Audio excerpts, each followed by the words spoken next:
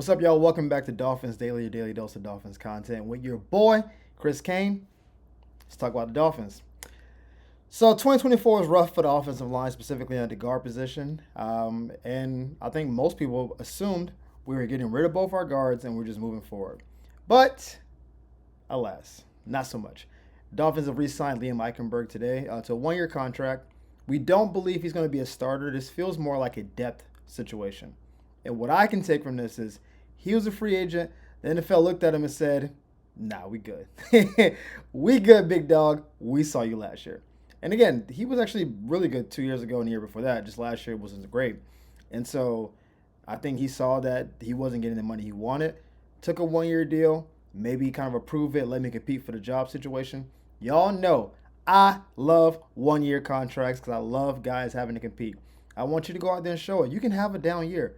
We've seen quarterbacks have down years. We've seen receivers, running backs where you can be all pro. And all of a sudden you're like, I don't know what happened this year. And you just say, hey, gotta, get your swag back. So if Liam thinks, hey, I'm really a starter and I had just had an off year, let me compete for the job, I am here for it. It's also cheap, which you know I'm here for. And really, he knows the system already. There's a comfort level. I'm sure he likes his house.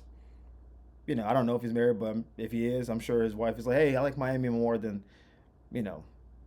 possibly some awful city. It's a great place to be. And so we're bringing him back.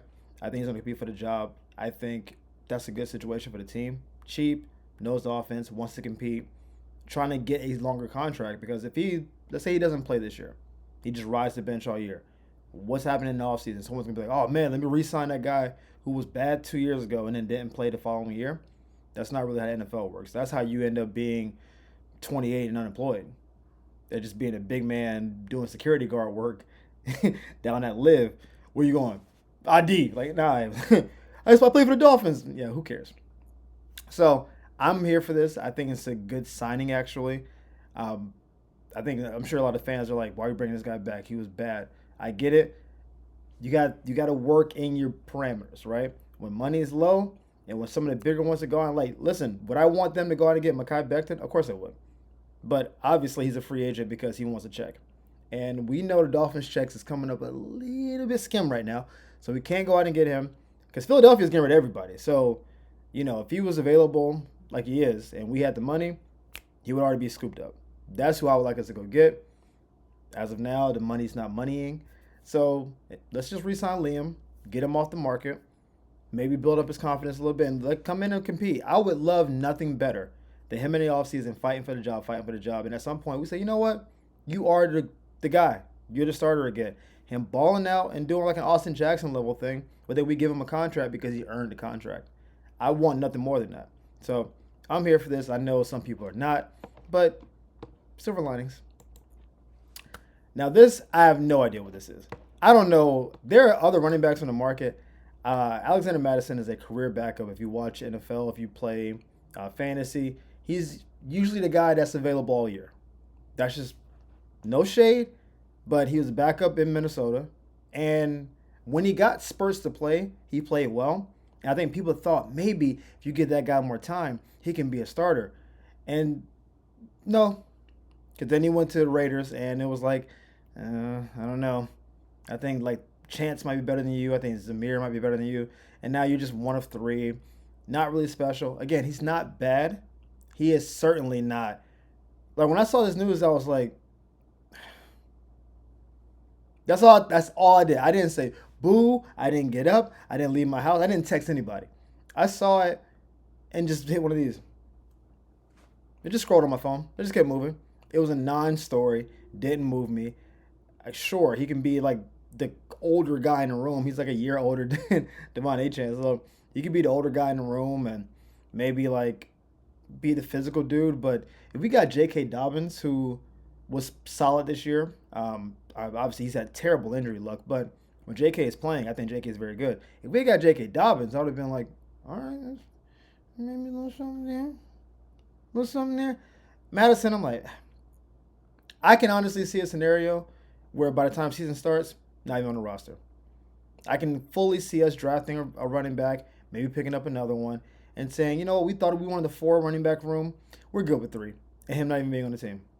Or we let Jeff Wilson go in free agency. Jeff doesn't sign with anybody. We decide, I think we like Jeff more than Alex. Boom, Jeff's back in. I can honestly see him not making the roster. So I know they try to make us care about this today. I was on like Dolphins Wire and all that, and they were like, "Oh, we're bringing him back," and I was like, "We're bringing Alexander Mattison in." I'm like, "And?" It's like, I don't care. You could have brought me in. That's all right. That's too much. I just don't think it matters that much. To me, this is a non-move. This might be the most non-consequential move so far to me because I don't see him playing. He's not a better receiver than the two running backs we have. He's not more dynamic. He's bringing physicality, but I do again believe we're going to draft the running back. So I don't know what this is, but shout out to the Dolphins. I mean, we replaced Raheem Mostert. That's nice, I guess. But I am not enthused by this, as you can tell. This is far from a Zach Wilson situation. That I just move on. It's fine. Now, this is a take that no one's talking about. This is my own thing. I very much believe, and every team, every side of the ball needs to have a culture, right? Part of the like no-fly zone, part of like the steel curtain, these kind of defenses. Once the defense gets a name, that means something. Uh, but usually there's like a player or two. Like Ray Lewis, everywhere he went, and he was with obviously Baltimore. But like every year when new guys would come in, it would just be is Ray Lewis's culture to everyone else, right? Ed Reed and Ray Lewis were in tandem for a lot of it, but he set the culture. Brian Urlacher set the culture for the Bears, right? Patrick Willis set the culture for San Francisco. You got to have someone has to like initiate it. Right now, the Dolphins' best defender is still Ramsey, but I don't know if Ramsey's a culture guy. Ramsey's a great talent. But he's a little mercurial as a person, and I don't think your culture is a cornerback that emotionally can go left or right. I don't believe that's what a culture is. Because if I ask you, fans at home, what is the Dolphins' defensive culture? What is it? We got a ragtag group of players, and yeah, this guy's pretty solid, and he overachieved, and he's on a 1 year deal, and there's no culture whatsoever. Offensively, what's the culture? Speed. You can honestly say Tyreek might be the culture because he's more vocal than Tua is, but it's speed. That's what the Dolphins' offensive culture is. Defensively, we don't have one, and so what I'm bringing up the Von Miller thing for is, I think Von Miller is one of the best DNs I've ever seen. At his size, at his production level, at his clutchness, his playoff performances. Like I think Vaughn is a dude. He's obviously older now, which is why he's a free agent. Buffalo let him go, but he still has 6 sacks last year. And some of y'all like 6 ain't nothing. Chop Robinson had 6 last year, and he played 16 games, so not every game, but basically every game. Chop Robinson, young bull on the field. We had 2 other DNs get hurt, so I mean Chop got all the run he wanted last year. Had 6. Von Miller in basically third down packages and like fourth quarter action had the same number of sacks. And people are saying he's washed. So that means that he's still productive at that level with basically being a pinch hit football player. That's kind of what he does now. But Vaughn as a winner, as a technician, whatever you want to call it, on the edge, I'm a fan, personally. Big fan of Von Miller's game. I would love Von Miller just to be at the facility to work with Jalen, Bradley, and Chop. Teach them technique. Think of this like a football version of what the Miami Heat did with Udonis Haslem, right? Udonis would basically not play for the last couple of years. Every now and again would come in and get a couple rebounds, get a technical, because that's what Udonis does. But he was kind of the coach's mouthpiece on the sideline to the players. Like he could be like a liaison sometimes. He could be an enforcer sometimes. He was there to make sure the culture was intact. The Dolphins don't have a defensive culture, but they could if you bring in the right personnel. I think Calais could be part of the culture, but I think you bring in a guy like Von Miller, instant credibility. No defender in the league doesn't respect Von Miller. How could you?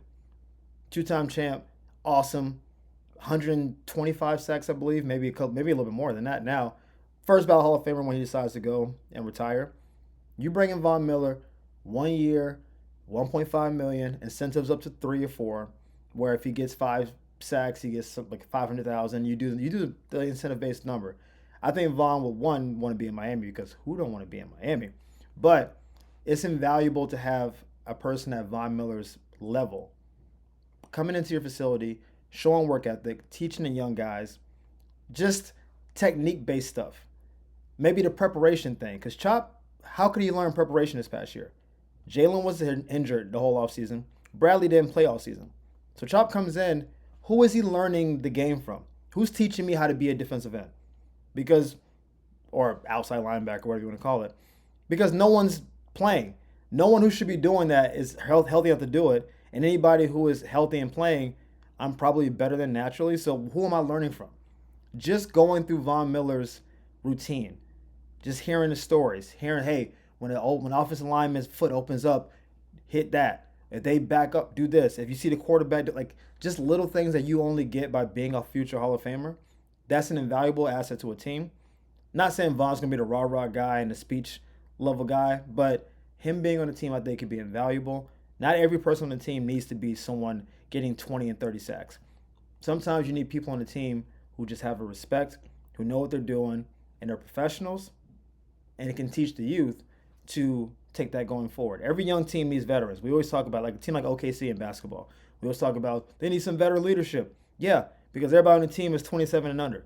You need somebody 32 that's like, hey, y'all, let me show y'all how to play in the playoffs. Because y'all looking like this, slow down. Breathe, take some water. This is how you do it. I think signing Von would be a slam dunk move. Way better than Mattison or Zach Wilson or anything else because of what he could possibly mean to what the team does behind the scenes. Less so on the field. But again, even in clutch situations, third or fourth down, fourth quarter, Von can still beat one-on-one. He just can't do it for 10 plays in a row. He might have one or two. Pat that helmet. Coach, give me out. I gave you 2 plays, all I got. Von come off the edge. One more time. Time out. What happened, Von? I played 2 plays. I'm tired. I'm exhausted. But for those 2 plays, he's going to give you max effort. And if he's able to dip that shoulder and get around the edge, you might get that sack. And you might get a little Von Miller hip thrust dance. You know what he does. I'm here for it. I hope it happens. We'll see what happens. But again, as always, we appreciate y'all here at Dolphins Daily. We hit 700 subs today, y'all. That is absolutely ridiculous. We are 57 episodes in, 700 subs. We're fast tracking to 1,000 by the summer. This is amazing. I appreciate all the love and support you guys are giving us. We're giving you the best content we can. Thank you for your support. We'll see you next time on Dolphins Daily. Peace.